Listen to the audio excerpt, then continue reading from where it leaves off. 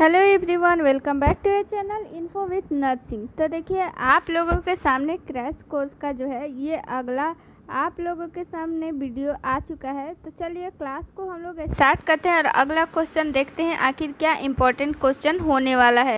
देखिए, first question क्या है कि अतिसार त्वचा शोथ और अवसाद के लक्षण है। यानी ये जितनी सारी बीमारियां दिख रही है तीनों के तीनों, तो इसके लक्षण क्या है, ये हमारा क्वेश्चन है।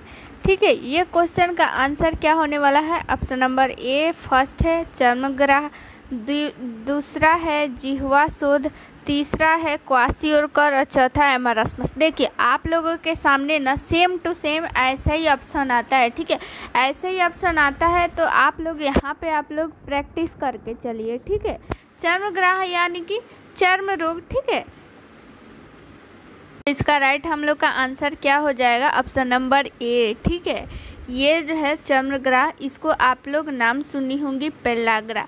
ठीक है, पेलाग्रा ये जो है विटामिन B3 के कारण होता है। विटामिन B3 के कमी के कारण पेलाग्रा होता है। आप लोग सभी लोग याद की होंगी। ठीक है, क्वेश्चन वैसा ही पढ़िए जो एग्जाम में आ सके। इसी टाइप का क्वेश्चन आता है, ये क्वेश्चन ही समझ में नहीं आएगा, नहीं इसका ऑप्शन समझ में आएगा। ठीक है, तो देखिए, पेलाग्रा तो सबको ही को पता रहता है, लेकिन इसका चर्मग्राह जो है नाम नहीं पता रहता है, यही नाम दे देगा। तो ये देखिए, क्वेश्चन इजी ही है लेकिन इसको हार्ड बना दिया। ठीक है, तो ये आप लोग याद रखिएगा।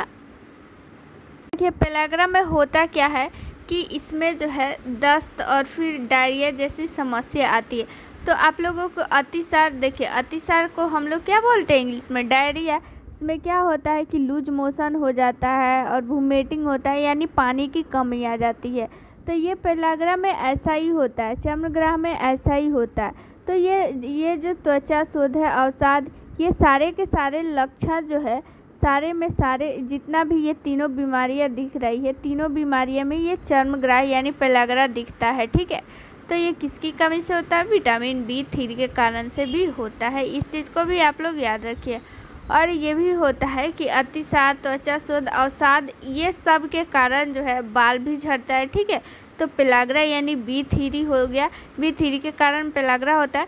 तो इसके कारण भी क्या होता है? बाल झड़ना स्टार्ट कर देता है। ठीक है, तो ये सारा का सारा जितना लक्षण है वो सारा लक्षण किस में दिखता है? ये तीनों बीमारी में। ठीक है, चलिए अगला क्वेश्चन देखते हैं। अगला क्वेश्चन जो है बहुत ही इजी है, आप लोग इसका आंसर बताइए। एंटी बेरी फैक्टर कहलाता है। ठीक है, एंटी बेरी फैक्टर क्या कहलाता है? Vitamin B2, vitamin B3, vitamin B4, vitamin B3। क्या होगा इसका राइट आंसर? यहाँ पे आप लोग देखिए, B3 दो बार नहीं होगा, यहाँ पे 1 कर लीजिए। B2, B1, B3 और यहाँ पे B4। तो यहाँ पे क्या हो जाएगा राइट आंसर? B हो जाएगा, यानी B1। ठीक है, कहीं कहीं B लिखा रहता है 1 और कहीं नहीं लिखा रहता है, तो उससे कोई दिक्कत नहीं है, वो B1 को ही लिखता है। ठीक है, आप लोग सभी को पता है, एक लिखिए या फिर नहीं लिखिए, बात बराबर होता है। तो वही एंटी बेरी फैक्टर जो है B1 को ही कहते हैं। ठीक है, B1 का आप लोग रासायनिक नाम सभी लोग बताइएगा। ये आखिर B1 जो है किस में पाया जाता है? ये जो है चावल में बहुत ज़्यादा मात्रा में पाया जाता है। ठीक है, B1 जो है चावल में अधिक मात्रा में पाया जाता है। इसका जो है रासायनिक नाम बताइएगा आप लोग, बहुत इम्पोर्टेंट है इसका रासायनिक नाम। चलिए अगला क्वेश्चन देख लेते हैं। 3 नंबर क्वेश्चन क्या बोल रहा है? असुरक्षित जल से फैलने वाली बीमारियां निम्नलिखित है। यानी कि गंदे जल से, आप लोग बोल सकती हैं कि गंदे जल से कौन सा जो है बीमारी नहीं फैलता है सिवाय कि, यानी कि ये 4 ऑप्शन दिया हुआ है, 4 में 3 फैल सकता है लेकिन एक नहीं फैल सकता। तो एक वही नाम बताना है, हैजा, टाइफाइड, पेचिस और चेचक। तो इसका राइट आंसर हो जाएगा चेचक।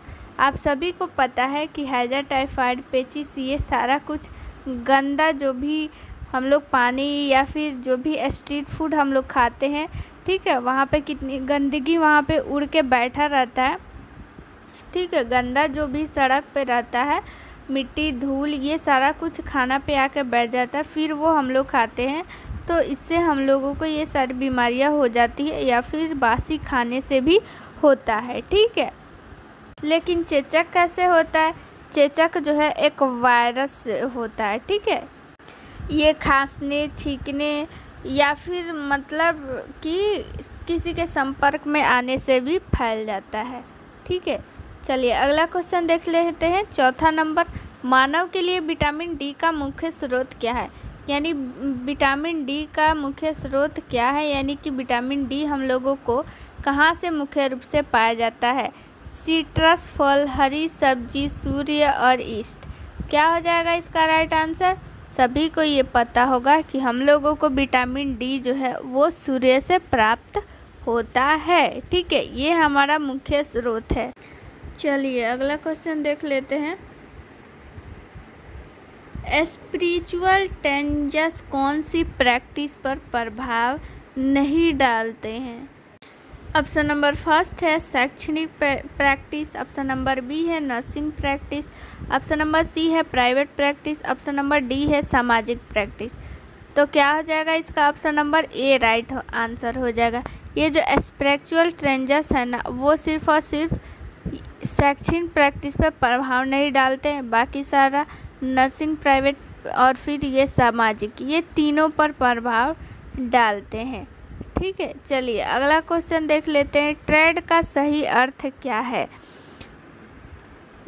नया परिवर्तन, विशेष दिशा में परिवर्तन, नए विकास और नकारात्मक परिवर्तन। क्या हो जाएगा इसका right answer? Option number B.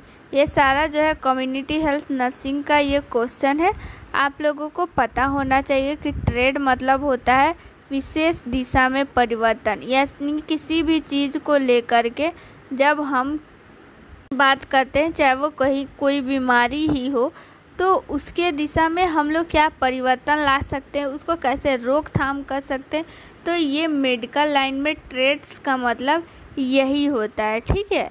चलिए अगला क्वेश्चन, कोबाल्ट बहुत ही इम्पोर्टेंट प्लस में इजी क्वेश्चन है कि कोबाल्ट संबंधित है, किससे संबंधित है?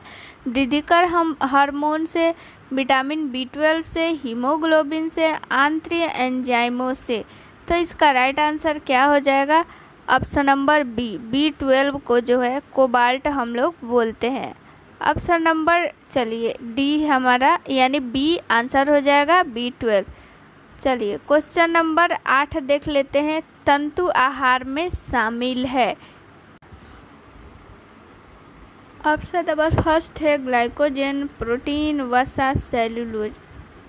तंतु आहार यानी कि फाइबर, ठीक है। फाइबर किस में पाया जाता है ये? तो हमारा ऑप्शन नंबर सी हो जाएगा, सेल्यूलोज, ठीक है। सेल्यूलोज का अगर यहाँ पे हम लोग बात करें तो सेल्यूलोज का जो है वो मनुष्य पाचन नहीं होता है, ठीक है। मनुष्य में तंतु का पाचन नहीं होता है, यानी कि सेल्यूलोज का पाचन नहीं होता है। ये जो है गाय, भैंस, जितने भी जानवर है ये लोग पाचन करते हैं, ठीक है, तंतु का यानी सेल्यूलोज का। ये चीज़ याद रखिएगा, इम्पोर्टेंट है। चलिए अगला क्वेश्चन है, प्रयोगशाला मनोविज्ञान पहली बार किस देश में शुरू हुआ था? ऑप्शन नंबर फर्स्ट है जर्मनी, इंग्लैंड, यूएसए, फ्रांस। तो इसका राइट आंसर क्या हो जाएगा? ऑप्शन नंबर सी, यूएसए में मनोविज्ञानिक का पहला जो है प्रयोगशाला स्टार्ट हुआ था। चलिए हमारा लास्ट क्वेश्चन है, हिप्नोटिज्म, ठीक है, सम्मोहन। ये सभी को पता होगा सम्मोहन, हिप्नोटिज्म क्या है, ठीक है। तो वीकनेस को दूर करने के लिए, कि आर्थिक सहायता के लिए, मानसिक बीमारी को ठीक करने के लिए, कि उपरोक्त में से कोई नहीं। तो हमारा राइट आंसर क्या हो जाएगा? ऑप्शन नंबर बी, मानसिक बीमारी को ठीक करने के लिए। ये जो है एक प्रकार की सम्मोहन विधि है, ठीक है। हिप्नोटिज्म में क्या होता है कि सम्मोहन विधि द्वारा यानी हिप्नोटिज्म करके किसी भी व्यक्ति से अपने मनचाहा कार्य करवा सकता है। वो आदमी जो भी सम्मोहन की क्रिया जानता हो यानी हिप्नोटिज्म जानता हो, वो जो है अगला आदमी से वो जो चाहे करवा सकता है, ठीक है। इसका क्यों उपयोग किया जाता है? तो इसका उपयोग जो है मानसिक बीमारी को ठीक करने के लिए किया जाता है, यानी मेंटल बीमारी, यानी उसके मन में कोई अगर मान लीजिए किसी प्रकार का डर या फिर किसी प्रकार का भी मानसिक बीमारी जो उसके दिमाग से नहीं निकल रहा है, उसके कारण जो है वो ठीक नहीं हो पा रहा है, तो ये उस समय ये सम्मोहन विधि ही काम आती है। ठीक है, इसका हालांकि गलत उपयोग भी किया जाता है, लेकिन इसका उपयोग बीमारी को दूर करने के लिए किया जाता है। तो चलिए मिलते हैं नेक्स्ट वीडियो में। थैंक यू, जय हिंद।